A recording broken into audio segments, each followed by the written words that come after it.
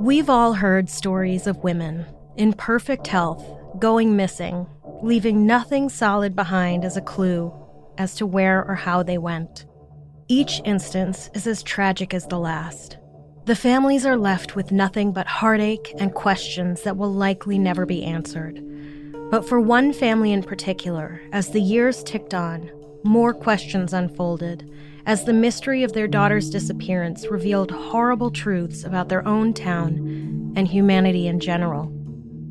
Welcome to Strange and Unexplained with me, Daisy Egan. I'm a writer and an actor who has never gone missing, but hopes that her loved ones would strike a balance between searching for answers and maintaining their own physical and mental health, if I ever did. This week, we'll head to the land of enchantment, where one family's quest to find their daughter turned into a decades-long mystery with devastating consequences.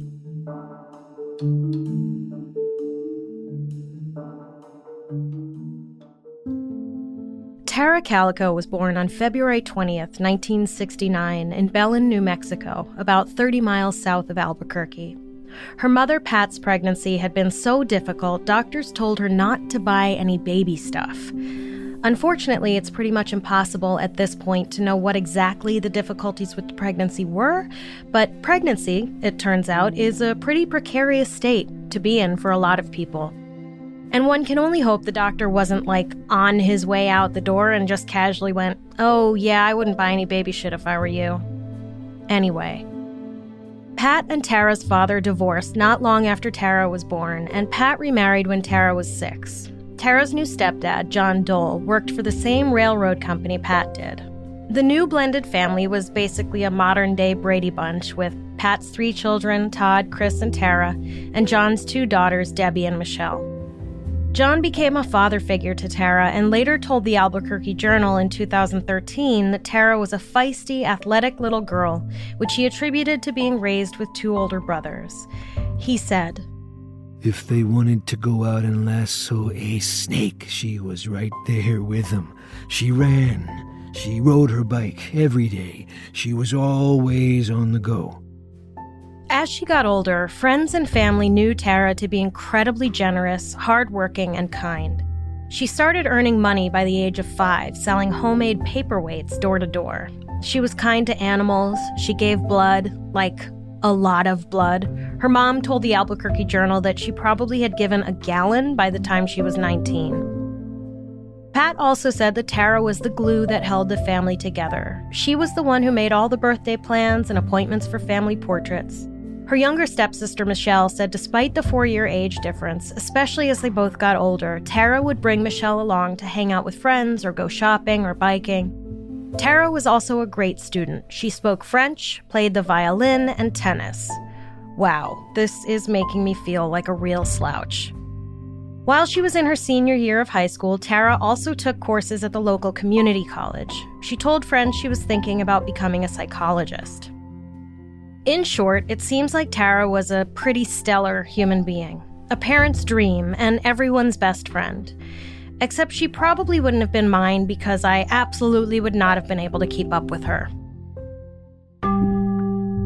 As her sophomore year at the University of New Mexico, Valencia began, Tara would spend every morning going on a 34-mile bike ride. 34 miles. That's pretty much how wide the state I live in is from east to west. Every morning, she would ride the equivalent of the width of Rhode Island. I am exhausted just thinking about that. Anyway, Tara's mother, Pat, had taken the ride with her a few times. I cannot picture my mother having even gotten on a bicycle, let alone riding 34 miles on it. But she stopped because she got bad vibes on the route. She said there was one morning where she felt like she'd been stalked by a motorist while on the ride. She apparently suggested to Tara that she carry mace with her when she went. According to Pat, Tara said, "Don't be silly," because she generally just trusted people. And, hindsight is 20/20, but Pat should have insisted Tara either change her route or carry the damn mace. I know she was 19 and had agency over her own body, but technically, 19-year-olds are still tiny little lost lambs who still need their mommies to make sure their shoes are tied and they have their emergency whistles on them at all times. I say this as someone who used to be 19 years old. And fine, maybe she trusted people, but carry the mace just in case of, I don't know, a cougar attack? Whatever kind of animal lives in the New Mexico desert. On September 20th, 1988, she headed out for her daily Olympian bike ride on her mom's pink Huffy because her own bike had a flat tire. Strapped on her Walkman headphones with a Boston cassette, and told her mom that if she wasn't back by noon, to come get her. Now, nothing I read or watched about this case stopped on that sentence, which is bonkers to me. Who says something like that? I mean, I do all the time. If I'm not back in a half hour, call the police, ha ha ha ha, but that's because I write this show and I watch a lot of Dateline. Was Tara just kidding? Or was she worried about something or someone in particular? And if she was, for the love of Peter Dinklage, change your route and carry mace. Needless to say, Tara wasn't back by noon. Pat, true to her word, immediately went out looking for her. She drove Tara's normal route and found nothing, not a single sign of Tara. She went back later that same afternoon with some of Tara's friends, but again, nothing. She then called the local hospital and rescue unit, neither of which had seen or heard from Tara. Her next call was to the Valencia County Police Department, where she filed a missing persons report. According to a 2013 piece in the Albuquerque Journal, quote, within 5 hours, Tara's name was entered into the NCIC, National Crime Information Center, as a missing person with a notification that foul play was feared. I don't know if that means within 5 hours of her disappearance or within 5 hours of her mother reporting her missing, but either way, it's remarkable. Tara was technically an adult, and it seems to me that even when kids are missing, police wait till forever to file a report to do anything official about it because, for all we know, your kid ran away. Even with the rapid response from local police, after a 2-week search, quote, involving local and state police, various military units, and hundreds of volunteer searchers on foot, on horseback, on 4 wheels, as well as in airplanes and helicopters, end quote, according to the Albuquerque Journal, only 3 traces of Tara were found. There were Huffy tire tracks, the Boston cassette tape, and the broken viewing window of the Sony Walkman, all found on the shoulder on a point along Tara's usual highway route. 7 witnesses who had reported seeing Tara at various points along her route were questioned. The Albuquerque Journal piece from 1994 said that she was last seen at 11:45 a.m., only 2 miles from home, but the 2013 piece from the same paper said the last confirmed sighting was 11:30 a.m., about a half mile from her home. At any rate, reports say she'd been headed northbound toward home. 5 of the eyewitnesses reported they'd seen an old white pickup truck, probably a Ford, with a camper shell over its bed, following Tara pretty close behind. Tara, who was wearing her earphones and probably rocking out to More Than a Feeling, seemed unaware of the truck. One of the witnesses who reported seeing the vehicle apparently underwent hypnosis twice, I guess to try to get more information out of him. After all that, all police had was a composite sketch of the truck. And you know me, I'm no truck expert, but I'm willing to bet there are a lot of old white pickup trucks in New Mexico. So I can't imagine the sketch was going to do them much good. The search efforts continued, with family and friends helping out, fueled mostly by Tara's parents, Pat and John Dole. John told the Albuquerque Journal, I was on fire initially. In fact, I think I made a lot of people pretty nervous, including law enforcement, which wasn't my intent, but I was determined. I'm a pretty straightforward person, and I'll give you an answer if you ask, but it might not be the one you like. And he had help. The search became a community affair. A family friend told the Albuquerque Journal, I helped search the whole area for at least a week. We looked everywhere near the home, the surrounding areas of NM47. There were many, many people out there helping to search. Within 5 months of Tara's disappearance, 80,000 flyers had been mailed to law enforcement agencies all across the country from coast to coast and even up to Canada. There's no mention of Mexico at all, which is odd given its proximity to New Mexico. Like, if you're worried she may have been taken across the border, wouldn't you think it was the closer border?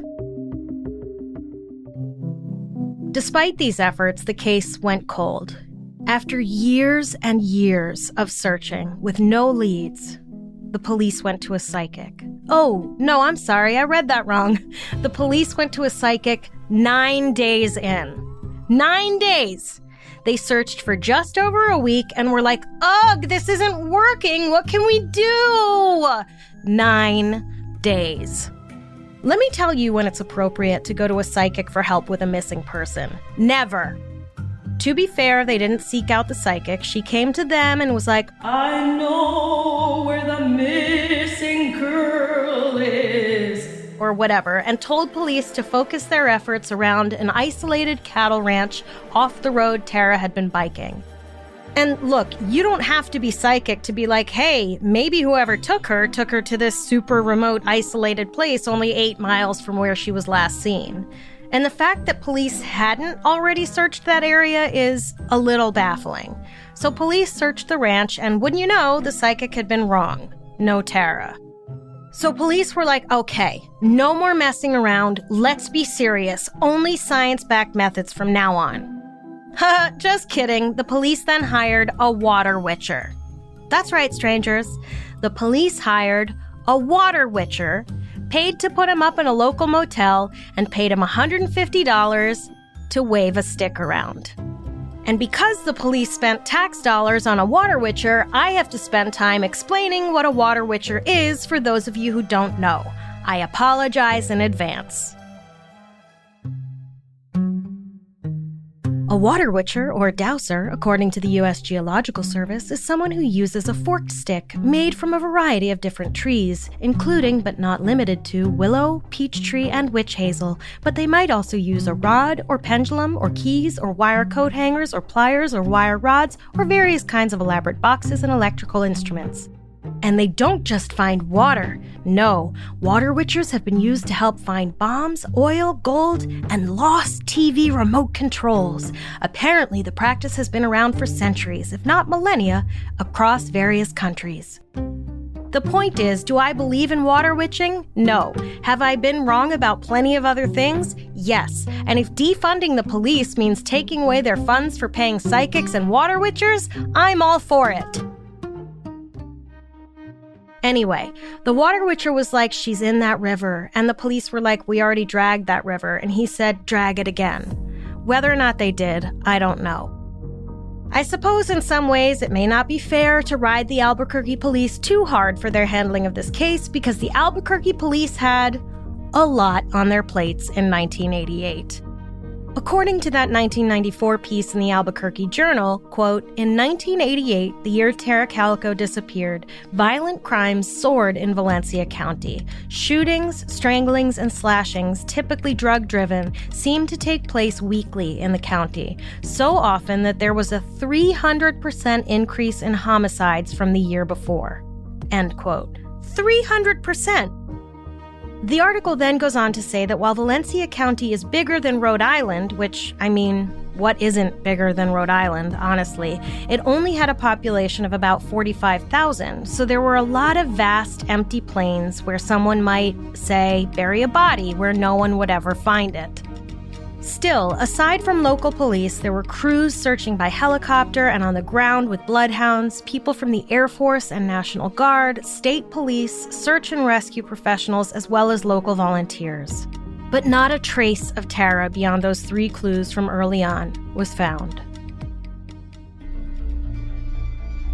And then, 1 year after Tara went missing, on June 15, 1989, 1,600 miles away in a parking lot in Port St. Joe, Florida, of all places, a van pulled out of a parking spot, and the woman in the car next to it noticed something odd on the ground where the van had just been.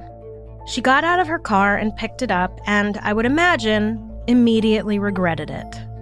What she found was a Polaroid photo of what looked like a teenage girl, maybe around 15 years old, and a younger boy, maybe around 8 or 9 years old, lying on some blankets and pillows.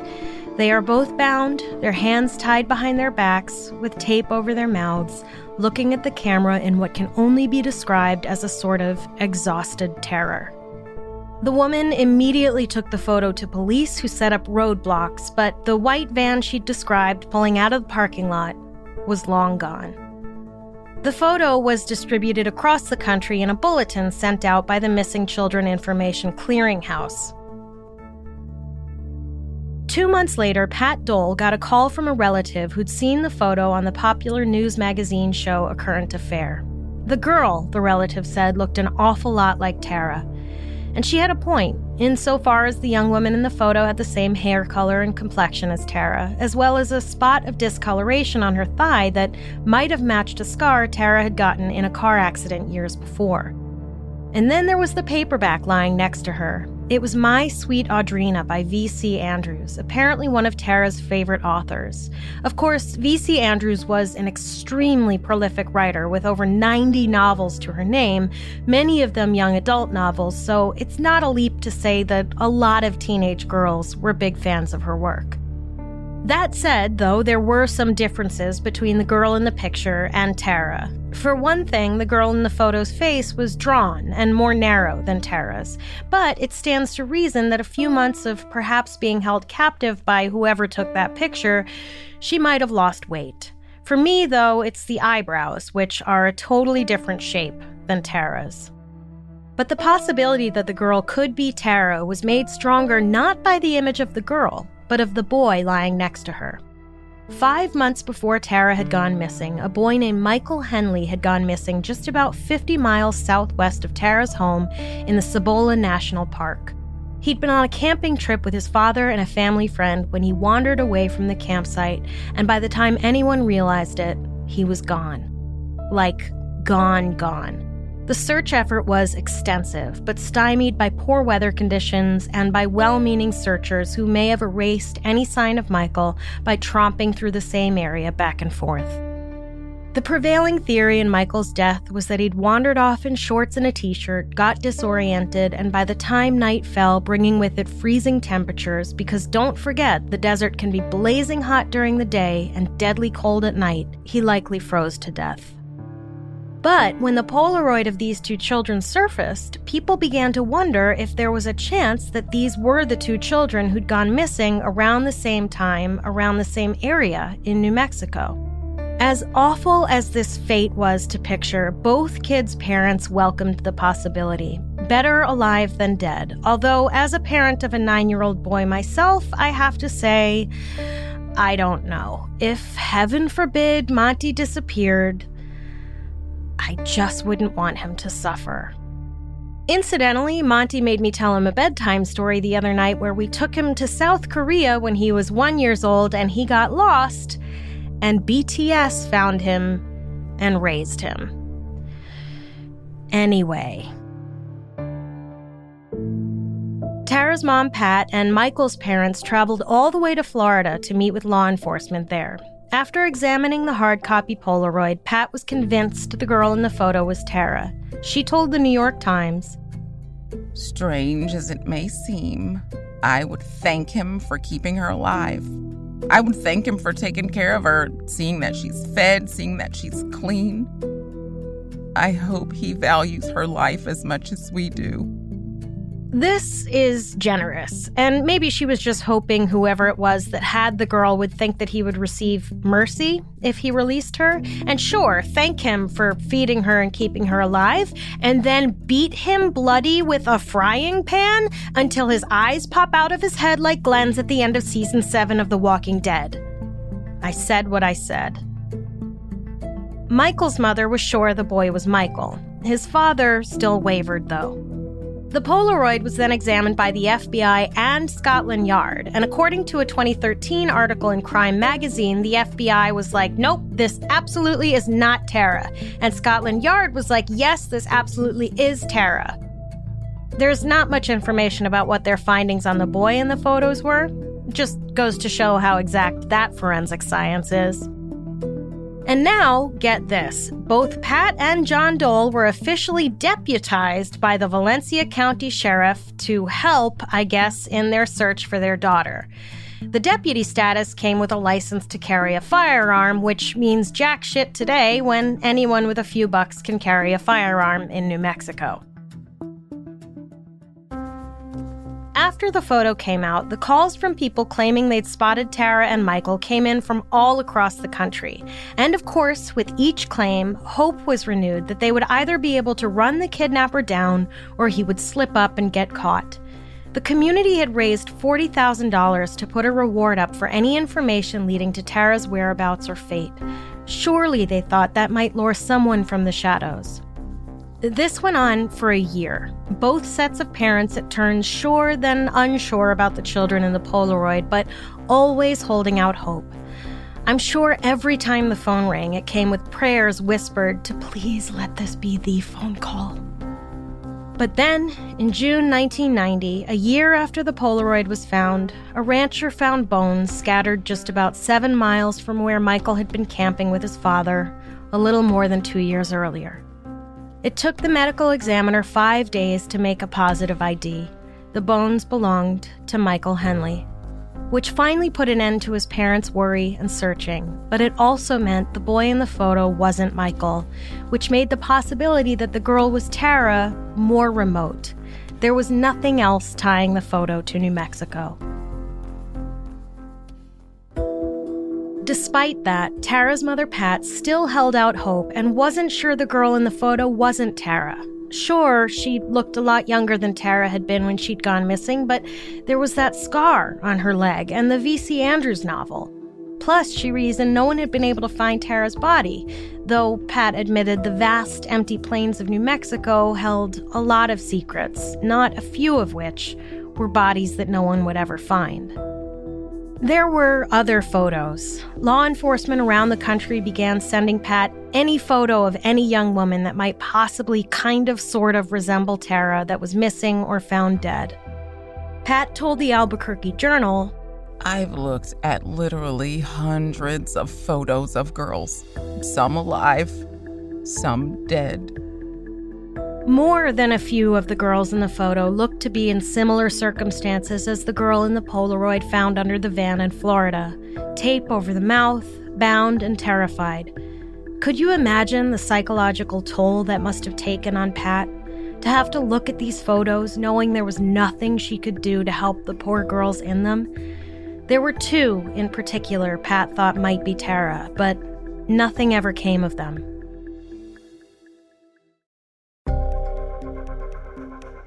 Three years after Tara had gone missing, tensions between the Doles and the county sheriff, Lawrence Romero Sr., were rising.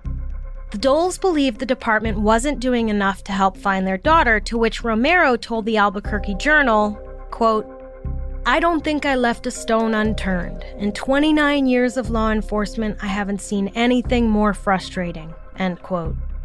The department was understaffed and beleaguered, and yet deputies would chase down whatever lead they could, traveling to Oklahoma to see if a runaway someone had seen was Tara, or searching abandoned mine shafts. Despite the majority opinion that Tara had likely been killed the day she went missing, apparently, according to the Albuquerque Journal, detectives would call the Doles to run any theory by them. Quote, maybe Tara was a courier hired to take drugs to Mexico. That maybe Tara was peddled to a black market in the Near East. That maybe Tara had been captured and tortured by satanic cultists.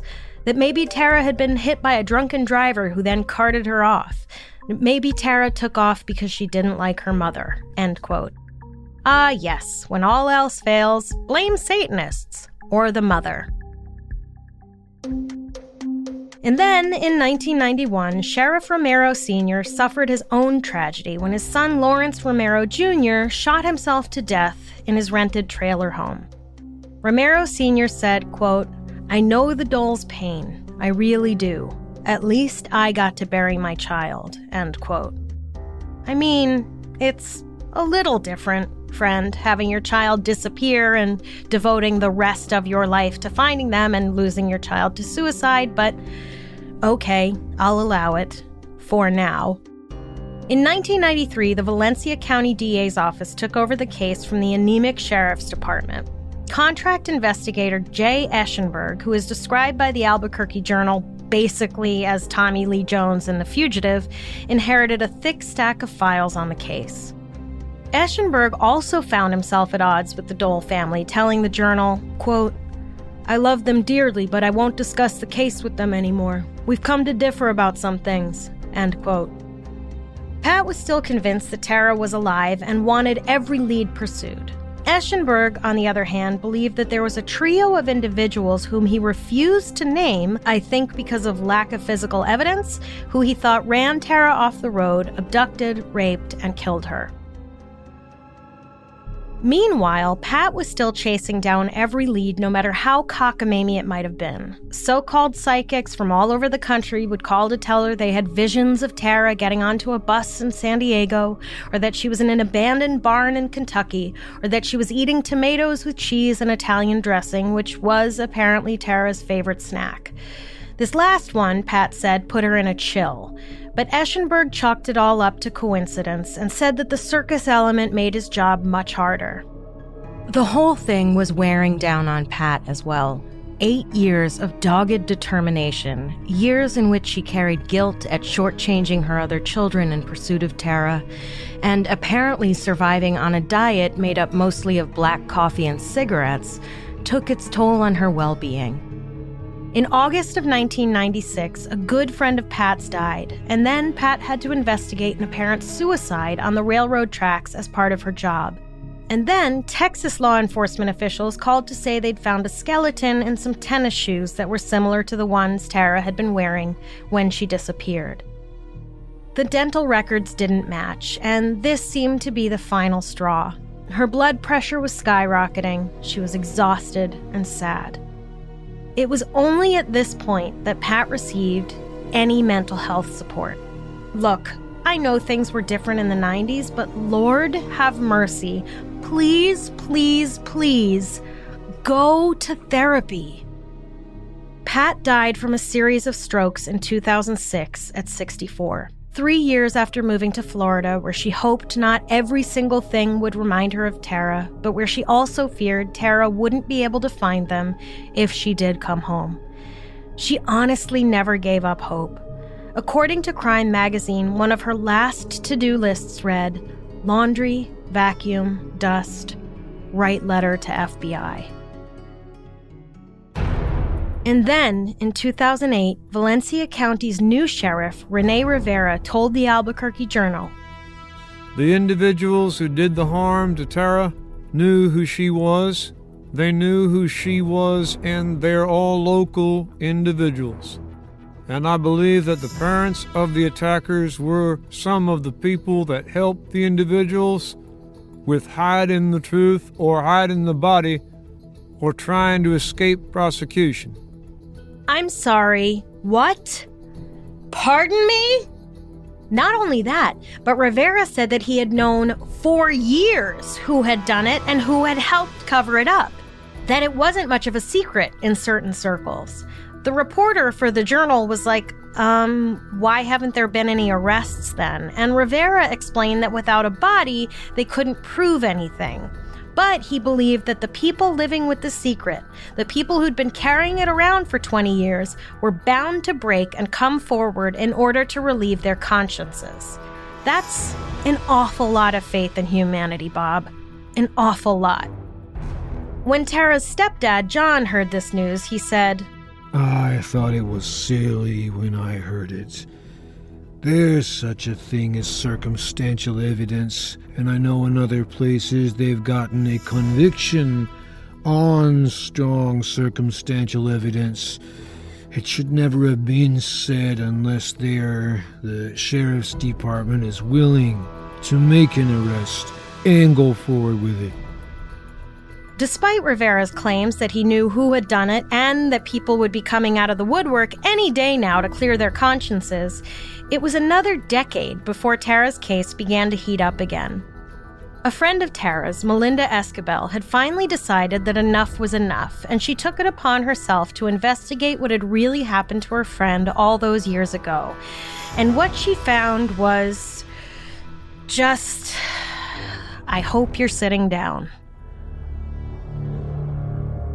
First, in 2013, a man named Henry Brown made a deathbed confession in which he claimed to have seen what he thought was a dead body wrapped in a blue tarp in a makeshift basement under Lawrence Romero Jr.'s trailer the night of Tara's disappearance. Yes, the former sheriff's son. Brown said that Romero Jr. and a man named Dave Silva then discussed how they, along with another young man named Leroy Chavez, had intentionally hit Tara with their car, put her in the back of their truck, drove off to some gravel pits where they raped her, and when she said she was going to go to the cops, or as Romero Jr. apparently put it, when she got ballsy, the men killed her. Excuse me for a moment.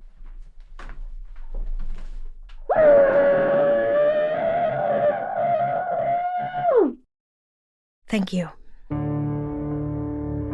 According to Mr. Brown, Sheriff Romero knew his son had participated in the abduction, rape, and murder of Tara Calico and didn't do anything about it in order to protect his son. Not only that, but Romero Sr. then hired Sheriff Rene Rivera because he apparently had their backs and would continue the cover-up. The deputy who recorded this deathbed confession, Frank Mathola, told Melinda Escabel about it. He said he contacted the person who was still in charge of Tara's case at the time, who happened to be Sheriff Rene Rivera, and handed over the notes and cassette recording of the deathbed confession. When Escabel went to find the tapes and notes, there was no documentation of either in Tara's file.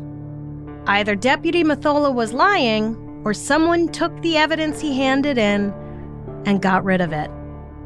According to Mathola, Sheriff Rivera had also been in charge of investigating Lawrence Romero Jr.'s suicide, and that apparently he'd left a note in which he confessed to Tara's murder, but that the note was never entered into evidence. But here's the thing. There's no evidence of any of this, and all of it, at this point, is gossip. Plus, it turns out, Deputy Frank Mathola himself is not exactly a stand-up guy.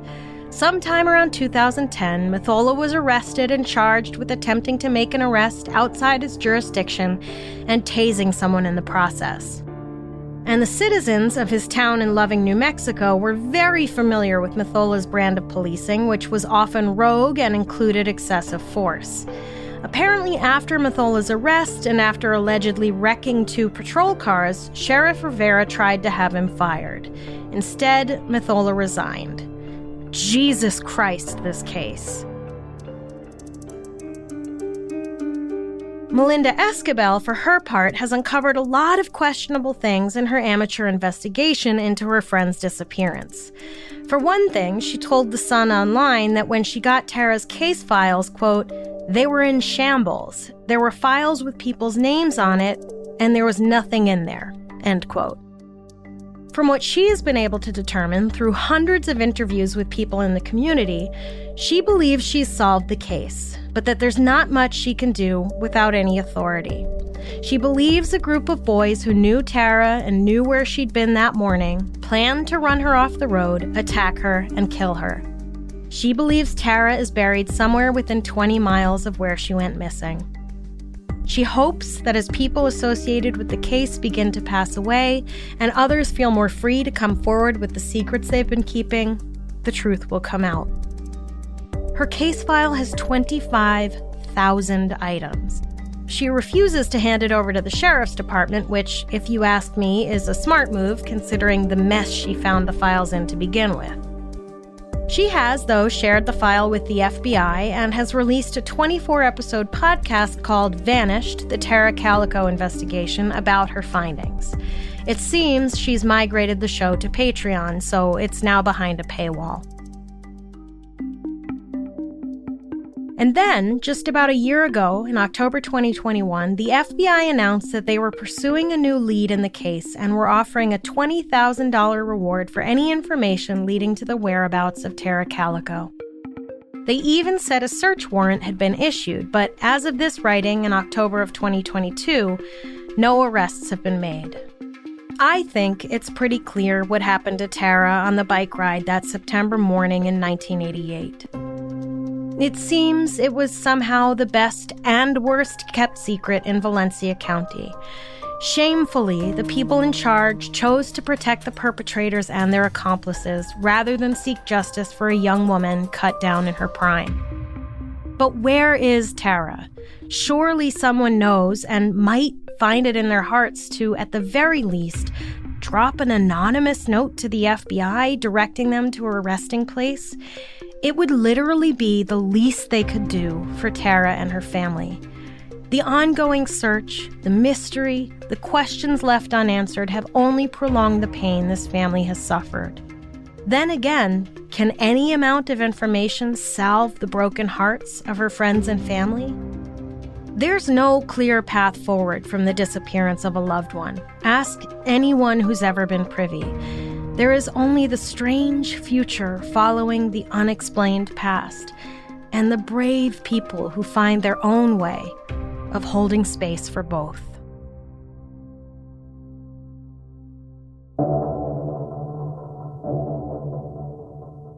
Next time on Strange and Unexplained. For decades, New York City's Roosevelt Island was host to one of the most infamous and notorious psychiatric hospitals of all time. We'll follow novelist Charles Dickens, famous journalist Nellie Bly, and the countless souls who had the misfortune to wander the halls of the New York Lunatic Asylum. We have a lot of fascinating and bizarre stories to share with you this season, but we want to hear your episode suggestions as well. If you have a story you'd like us to cover, whether it's a well-known case or something that happened in your town that the world hasn't heard about yet, go to our website, strangeandunexplainedpod.com, and fill out the contact form. Strange and Unexplained is a production of the Obsessed Network and is produced by Becca DiGregorio and Natalie Grillo. This episode was written by me, Daisy Egan, researched by Jess McKillop, and edited by Eve Kerrigan. Our audio mixer and engineer is Jennifer Swatek. Our voice actors for this episode were Luther Creek, Lauren Hooper, and Ryan Garcia. If you like our show, please help us out by rating and reviewing us on Apple Podcasts. It really helps. Follow us on Instagram. We are at SNUPod, and check out the Strange and Unexplained Facebook page to join in the conversation.